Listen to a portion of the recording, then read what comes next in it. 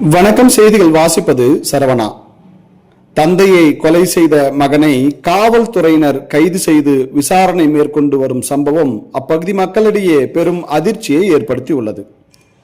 திருப்பத்தூர் மாவட்டம் வாணியம்பாடி பெரியப்பேட்டை பகுதியை சேர்ந்த 76 வயதுடைய லோகநாதன் இவரது மனைவி உயிரிழந்த நிலையில் இவர் மகள் திருமணமாகி வெளியூரில் வசித்து வருகிறார்.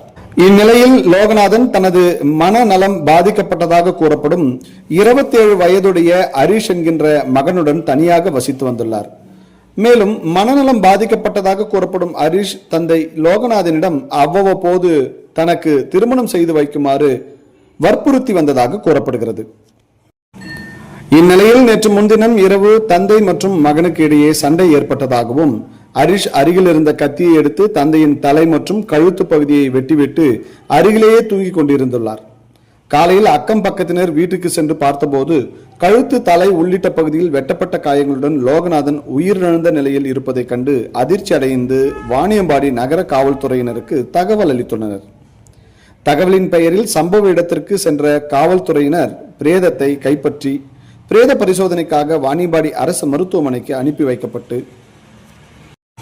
சம்பவம் குறித்து வழக்கு பதிவு செய்து தந்தையை கொலை செய்த மகன் ஹரிஷ் என்பவரை கைது செய்து விசாரணை மேற்கொண்டு வருகின்றனர்.